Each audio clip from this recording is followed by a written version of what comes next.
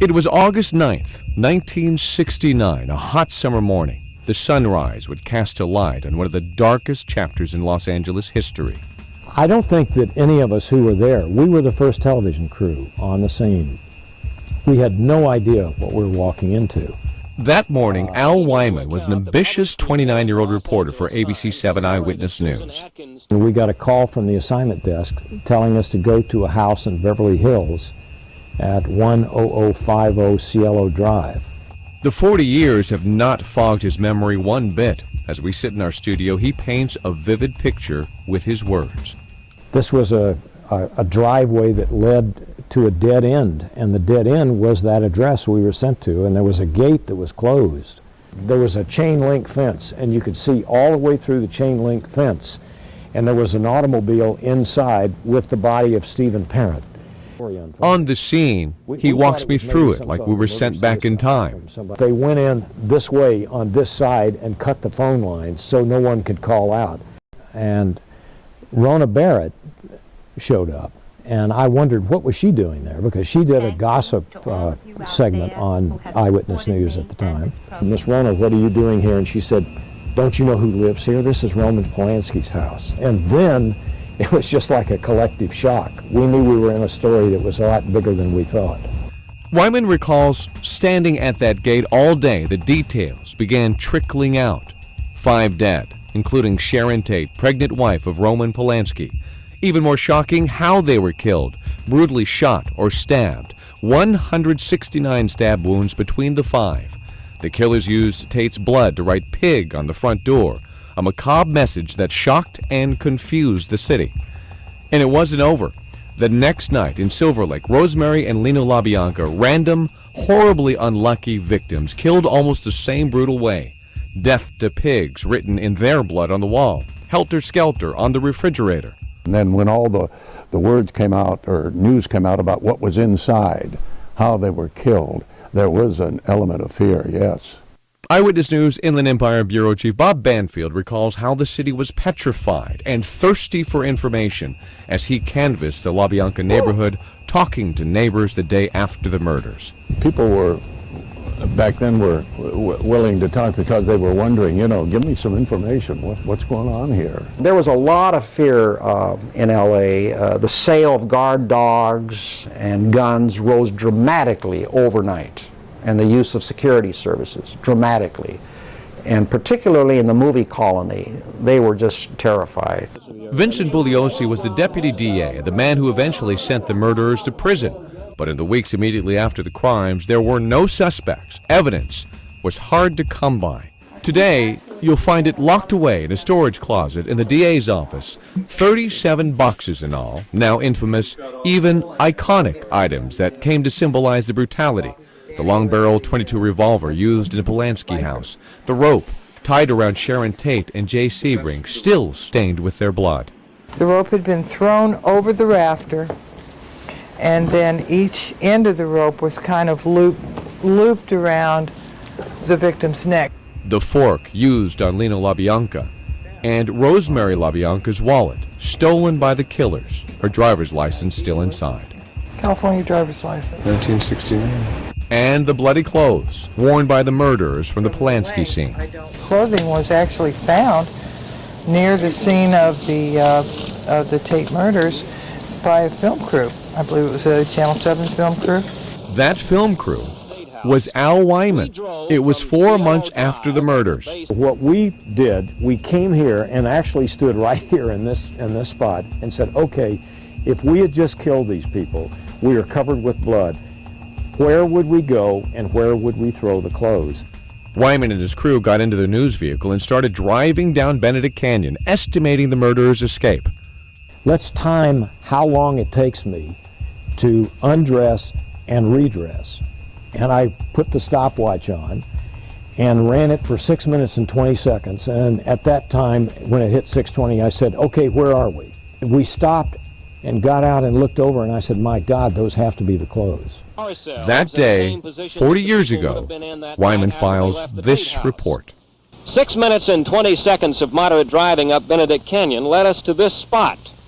And looking over the edge of this hill, we found several pairs of blue jeans, and what appeared to be some very dark sweatshirts. This is exactly the spot, and driving up Benedict Canyon as we've done just now, this is the only place, there was no guardrail at the time, this is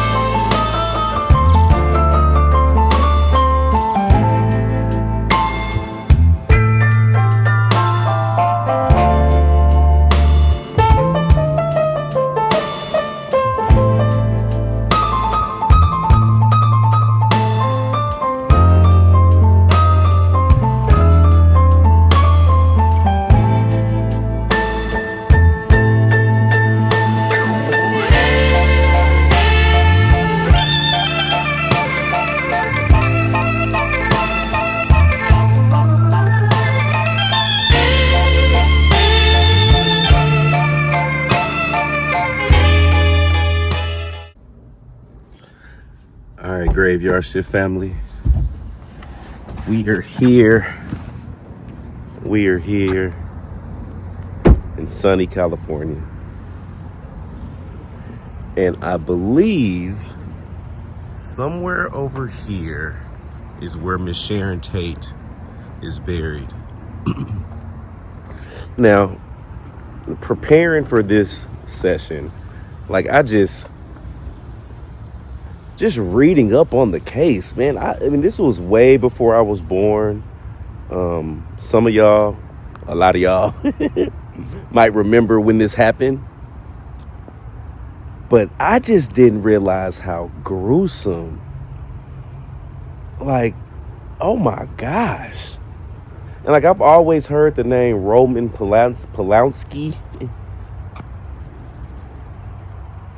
But I didn't really just put two and two together, y'all. And again, put that on my age, put that on my knowledge, put that on whatever. I should have known more about this whole situation. Like, I didn't even know he hasn't even visited her grave because he can't come back to the States because of a pending case he might have over here for something with some kids. Like, this is crazy. This is crazy. This is crazy. But I believe she is somewhere resting in this area, which is beautiful. It's beautiful. California has some of the most beautiful resting spaces.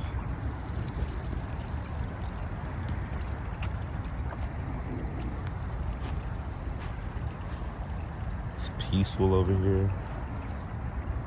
I'm not sure exactly where she's resting over here, so we're gonna have to find her. But look how beautiful this is.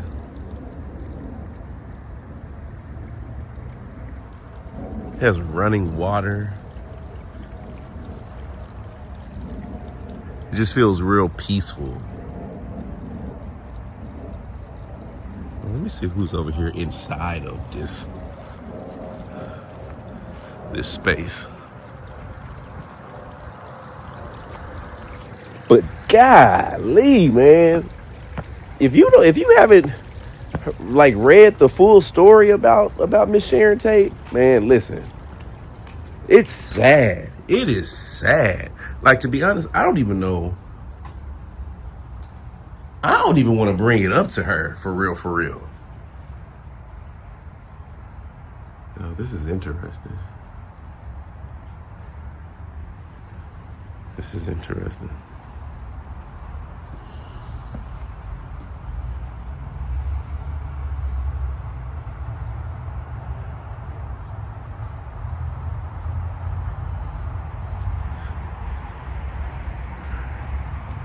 Now, y'all know I can't be seeing stuff like this in wrestling communities because then I start getting ideas. That's it. Me and Stacy got to be buried inside of a cave, y'all. Me and Stacy got to be buried inside of a cave, y'all. Overlooking the mountains. That's why we can't settle for nothing less. Me and Stacy need a cave. A man-made cave. Yeah, Stacy can be down there, and I can be up there in the bunk bed. The top bunk. Yo, that is dope. That is dope. That is dope.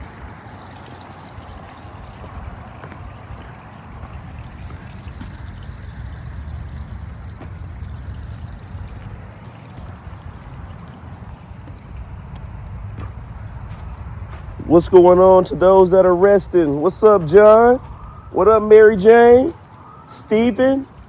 Jorge Jr.? What up, William? Loretta? What up, Audrey?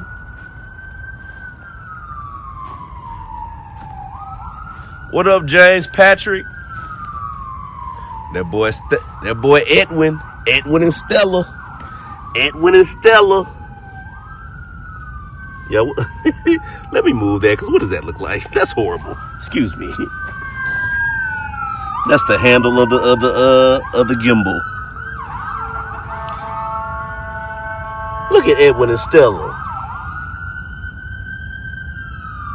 I know y'all was letting them have it in the 40s. Beautiful couple. Beautiful couple.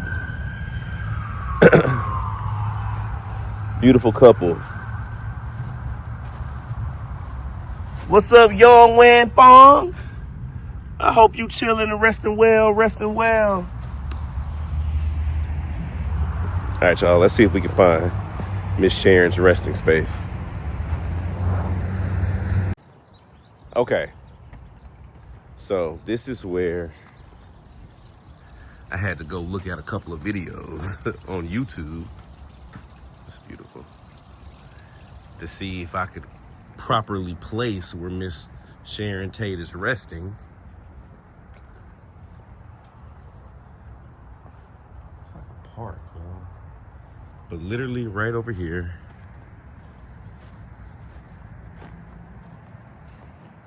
the Daly family. But right here, we have Miss Sharon Tate Polanski. Their child, Paul Richard Polanski. I for sure said the name wrong earlier. But we have Miss Doris Gwendolyn Tate and Patricia Gay Tate. And next to them, we have Miss Laura Jane Higgins. And we have Mr. James and Marion Jordan.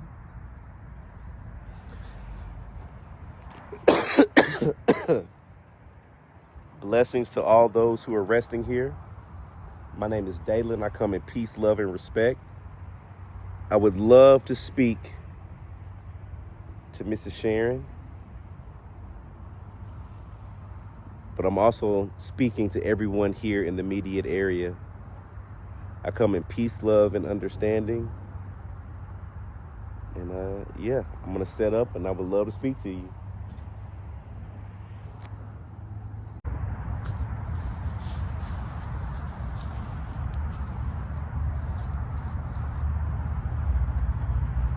So to the Tate family, again, my name is Dalen. I come in peace, love, and respect.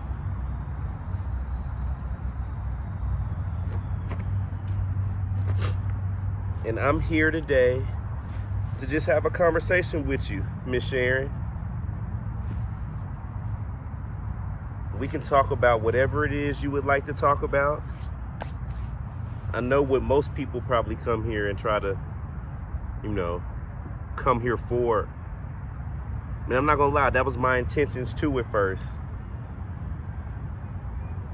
I've read about your story and I just hate that how your life ended. But when I was reading your story, I was like, she was so much more than that night. Like, you was there. Like, you was on the cusp. You was about to be out of there, Sharon. Like, and you knew it. I know you knew it. Like, you was there. You was about to be the next big thing.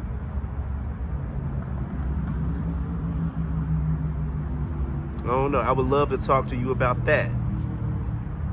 Like, what does that feel like? What does it feel like to be on the cusp of your dream? Like, you had so much great things happening in that moment. You had your baby on the way that you were so anxious about. You were in movies. You live in the Hollywood dream, seemingly. Well, Miss Sharon, I would love to know if you're here with me.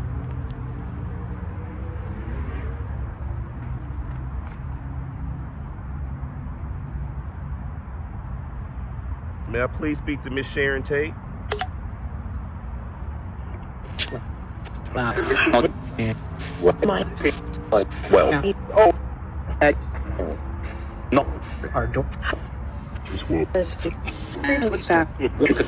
sad? Who's sad?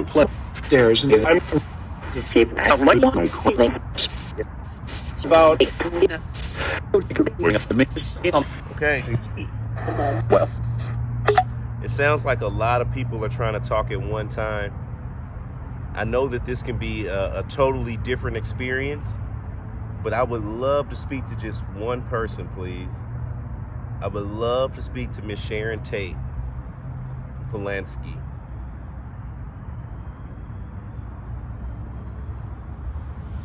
Sharon, are you here, please? There's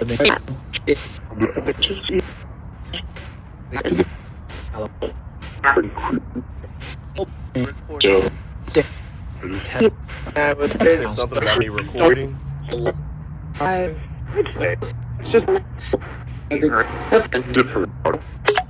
Hold on one second. Let me make sure. I am recording, Sharon.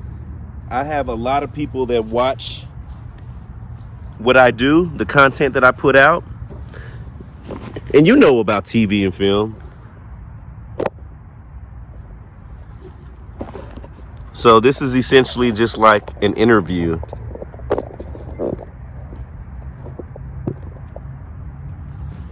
This is essentially just another interview. But on this little recording device I have, it's a phone that records video. Crazy. That's what they got in the 2020s. But yeah, I have over 185,000 people tune into my channel and they watch my videos from time to time. And yeah, you have been a large request for people that they wanted to be interviewed. So I know you have a TV film background, so this is essentially that. So yes, I am recording, but I'm out of breath. I'm out of breath from I didn't even walk nowhere. Just all of a sudden, it became hard to breathe. And to me, that lets me know that there is someone or something in this vicinity. I don't know if they're trying to come through, but it's definitely something here.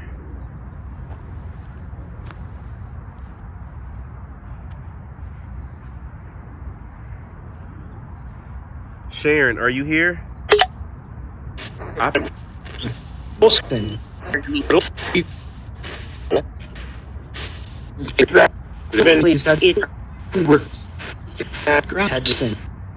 Can you tell me your name?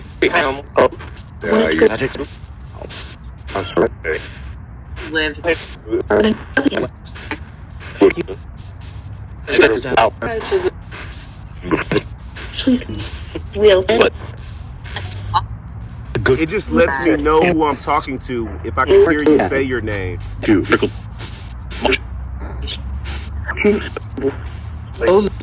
mean right?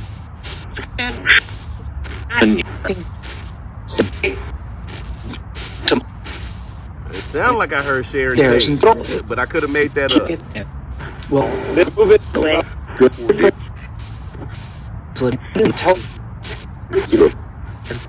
So Sharon, how do you feel when people come to visit you here?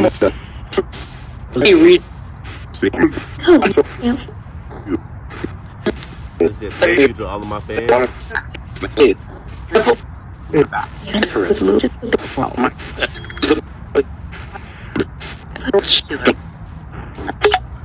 Do you feel like the majority of people that come visit you come for their like own selfish reasons? Like, do you feel like for me instance, I came because I heard the story, but getting here, it became uberly real, and it changed my perspective of the conversation. Like, do you feel like a lot of people come here just to glorify the story?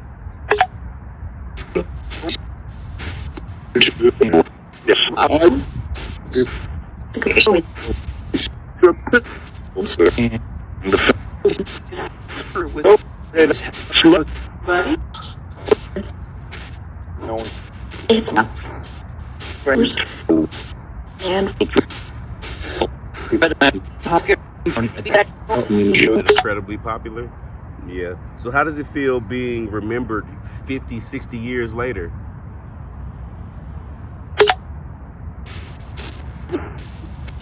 You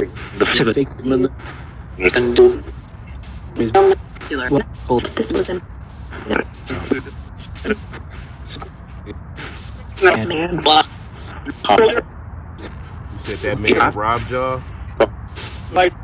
of life?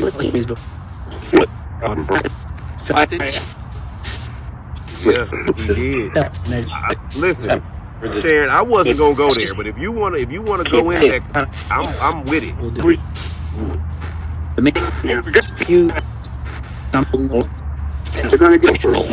Does that make you comfortable?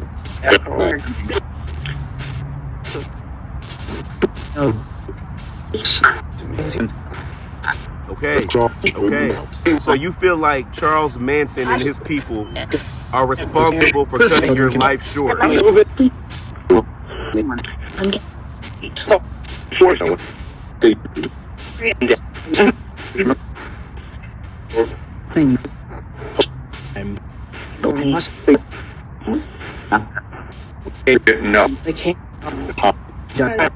They didn't know why they came?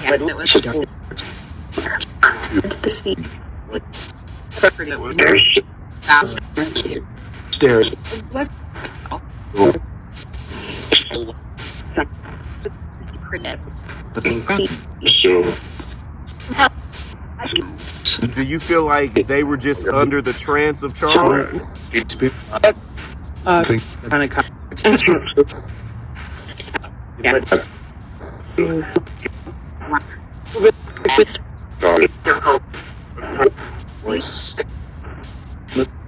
So before that happened, what were you the most excited for in life?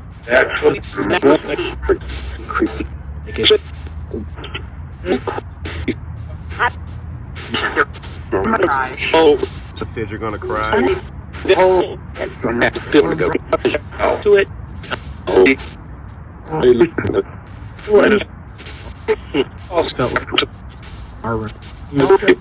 You always felt like what?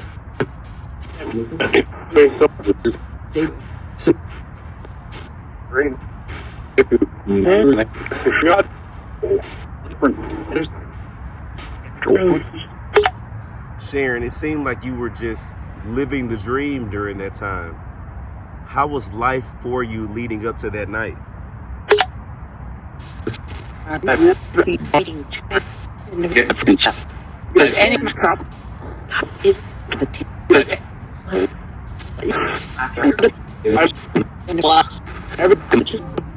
Said you lost everything?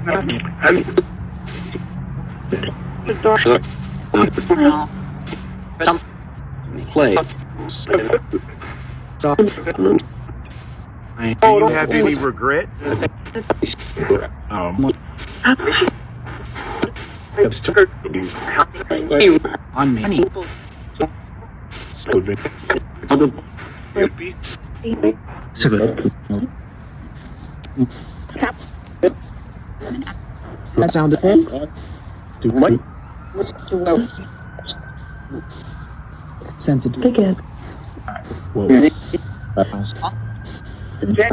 All right, Miss Sharon.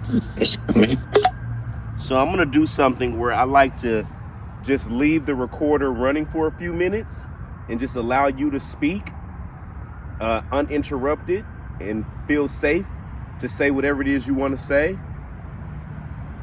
And boy, that is a big old squirrel. I don't know if y'all can see that. I ain't know who that was for the jumping out that tree on me.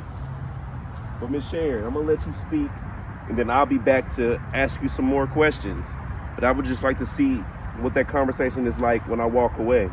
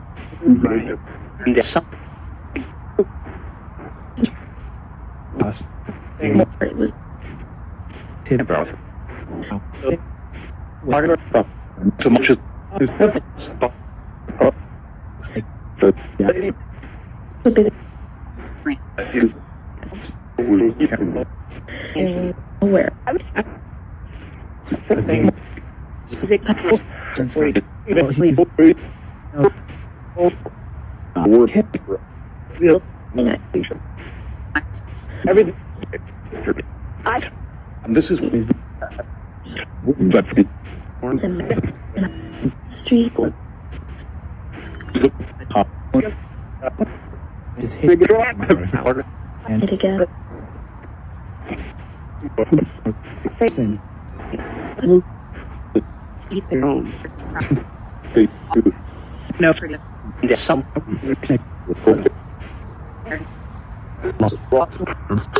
Miss Sharon, I hope you were able to maybe get something off your chest. So,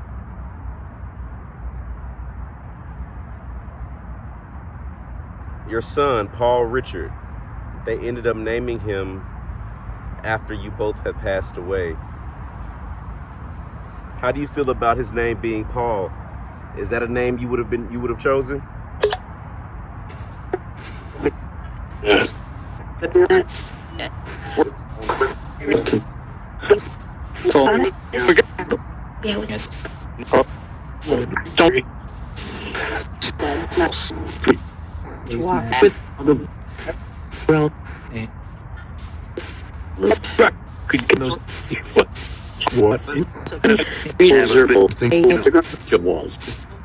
So we were talking about regrets.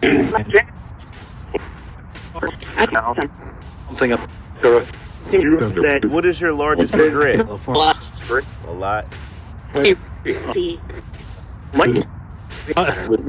You don't feel like anything that happened to you was your fault, do you?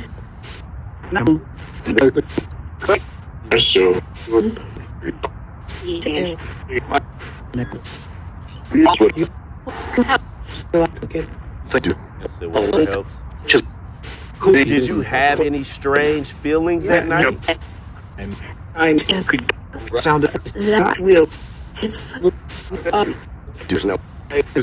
You just know? So the night that you passed, you had a feeling that something was going to happen that night.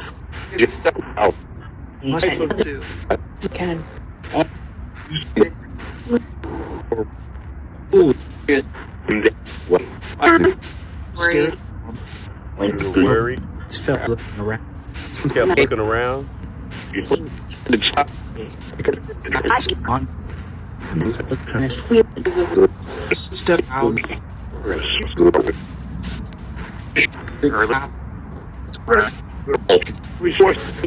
Is there anything that could have potentially saved y'all that night?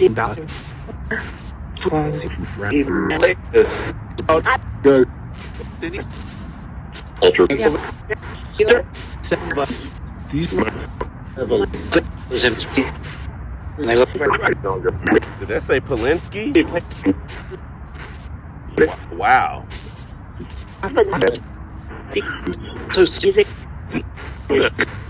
So do you feel like if Roman was there, things would have been different?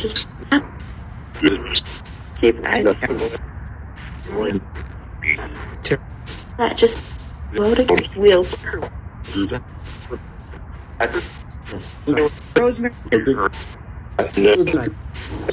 What do you think would have happened differently?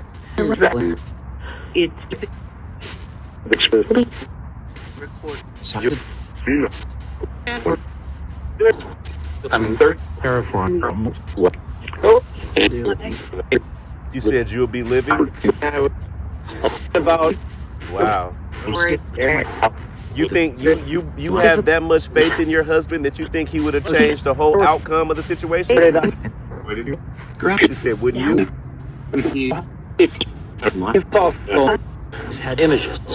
You're right. You're right.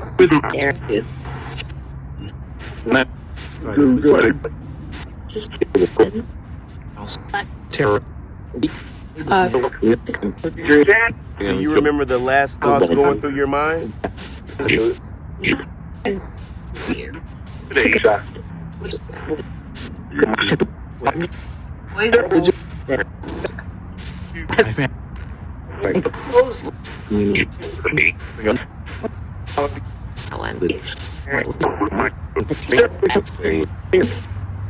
you remember the last thoughts you had that night?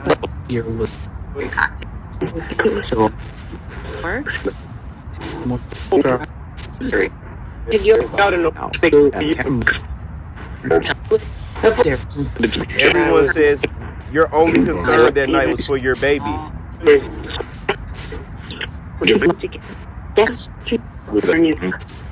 What you said, damn straight.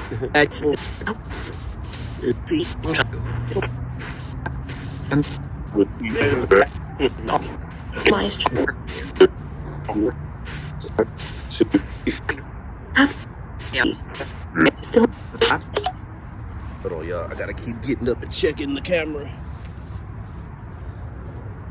Because the worst thing ever is during a session like this, the camera be done shut off 10 minutes ago. Yeah, that's happened to me more times than not. Oh, and that is the worst thing ever. Hear me sharing me?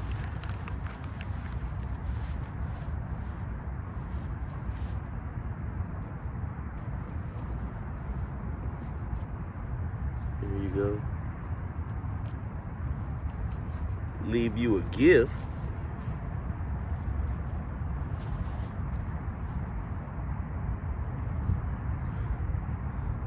Wow.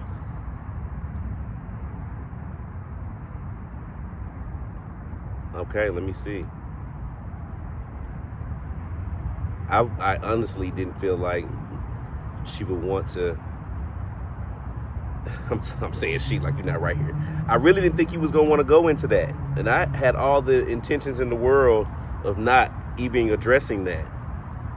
But I think it's interesting that you did feel the need to want to come out with talking about that off the bat. Maybe because you feel like you haven't got to tell your story. Everyone else has told it for you. Is that true?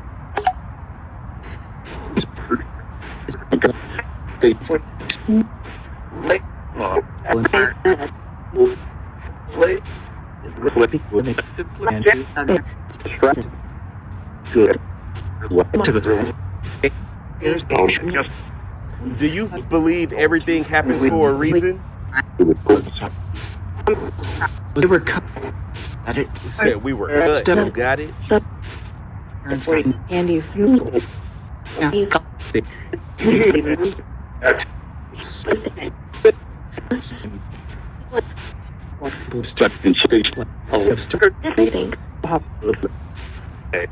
you Now, do you feel like there was ulterior motives behind your death?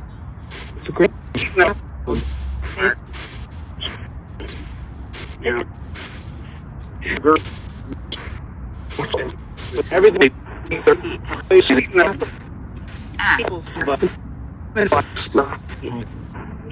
So people have thrown out alternate theories behind your death. Was a machine.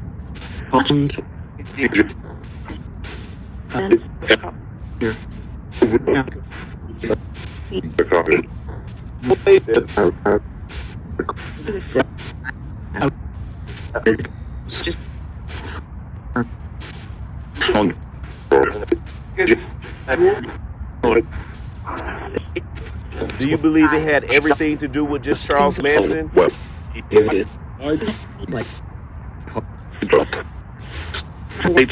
I was about to say, I've heard rumors that potentially your husband owed him drug money or something.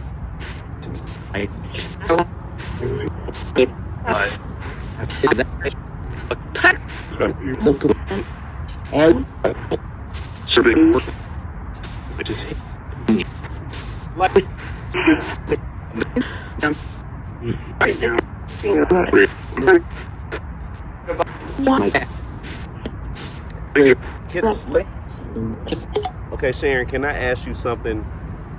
Can I take this conversation down another path real quick?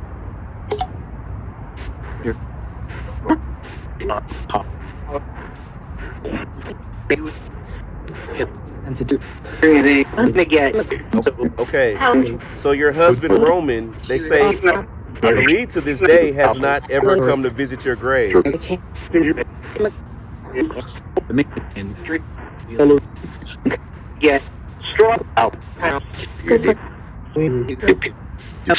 How do you feel about that?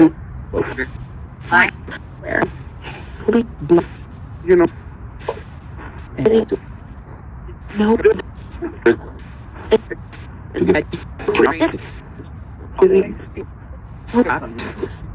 That's pretty interesting. What happened? Do you know the allegations and rumors that are saying why he can't come back?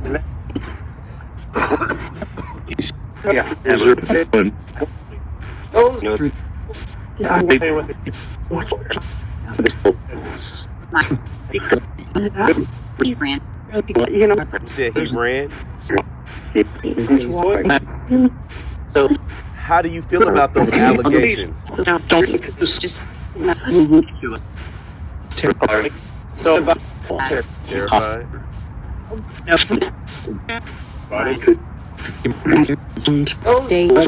I think. Do you believe the rumors?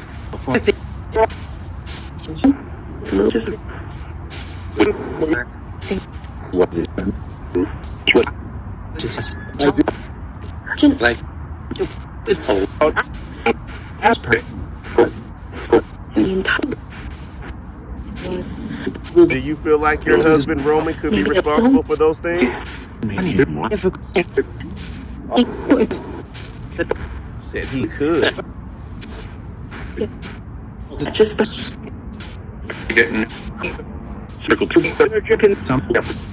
Oh wow. So how do you feel about him now? You said hate?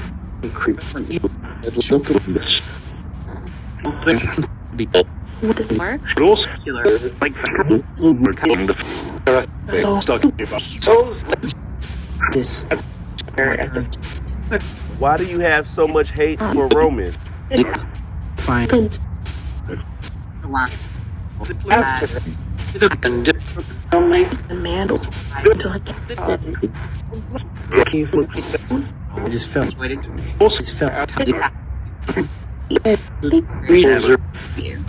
Do you think Roman is responsible for your death in some way?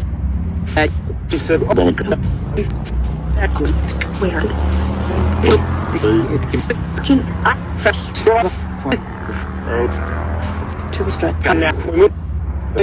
you say, can we stop now? And this is All you wanted was family and children. this is what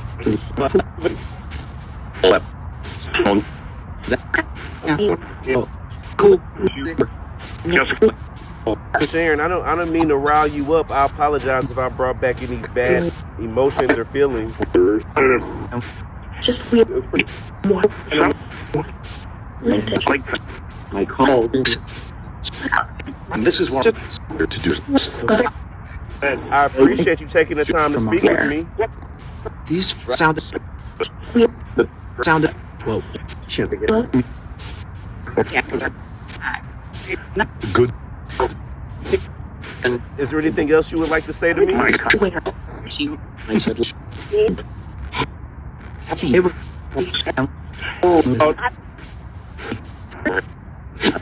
No. Door. Thank you, Sharon.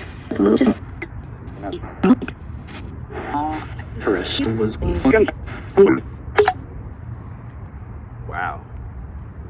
She went straight into it. She went straight into it. Wow. Sometimes these people be wanting to just get it off their chest. You know what? I feel lighter now. I'm not hard of breathing anymore. I think my little cough has come from just being in so many different weather conditions the past couple days. But that's an interesting conversation. It totally didn't go the way I thought it was going to go. And it's interesting that how she feels about her husband now, allegedly. And again, y'all, listen. Let me put this out there before I ain't trying to get in trouble. We don't know who we talking to. We don't know who's coming out that box. We don't know any of that. I would like to think that it's Sharon, but it could also be a dude named Tommy that's buried on the other side of LA coming through. We don't know. We don't know. So I'm just assuming and I'm believing that I'm talking to who I think I am. But again, we don't know, and I don't think we ever will know. But those emotions and those responses to those questions seem like they came from somebody that felt some type of way about somebody. That was interesting. Well, Sharon, I appreciate your time. Baby Paul, I appreciate you. Doris, Patricia, I hope you all are resting well. Sharon and Paul, I hope y'all have found peace. And I hate that anything that happened to y'all ever did. Love, love, love. Catch you next time, Graveyard Shift family.